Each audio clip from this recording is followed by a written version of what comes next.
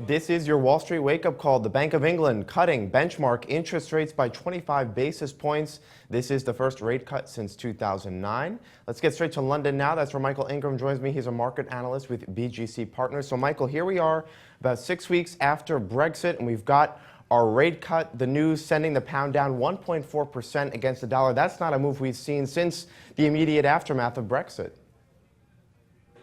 Yeah, of course, Scott, they passed on any action last month, surprising most market observers, but today they've delivered a monetary sledgehammer. That quarter-point rate cut that you mentioned, very much discounted by the market, but they also decided to deliver an extra £60 billion in quantitative easing and introduce a term funding scheme, I think a revamped funding for lending program in order to get credit directly into the UK economy, particularly small, medium-sized businesses. And I think that's one of the reasons why you're seeing sterling plummet today. And of course, the markets always wanting more sugar, saying, well, yeah, we've got this quarter-point cut in the bag. We're going to see more. The market's currently saying a 40% chance of UK rates being cut to zero by year end.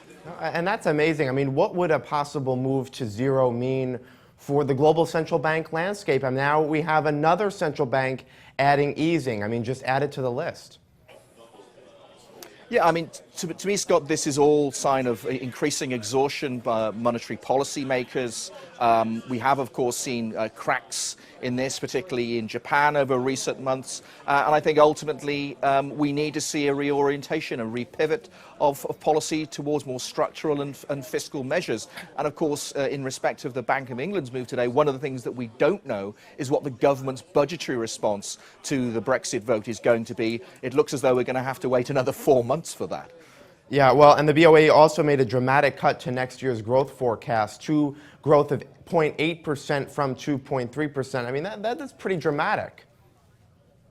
Yeah, it is, although I'd point out it's actually a little bit better than the current market consensus. They're looking for just 0.5 next year and 1.5% growth in 2018. And interestingly enough, they left their growth forecast for this year intact, and it doesn't appear as though the Bank of England is assuming that the UK is likely to slip into technical recession, rowing back against some of these very weak PMI numbers we saw for July just in recent days. All right, so let's bring this back home. Obviously, the markets didn't like to see a falling pound back in June. We have the pound falling today. Perhaps that's a short-term reaction. But what does all this mean for stocks, for the global picture? Well, I think, Scott, it's going to just extend the reach for yield. I think there have been signs that that's getting quite tired as a play, but it's still there. The people saying, well, we're making no money on bonds. We might have been guaranteed to lose money on bonds. You know, we've seen the UK 30-year gilt go to a record low yield today of 1.5% on the back of this rate cut.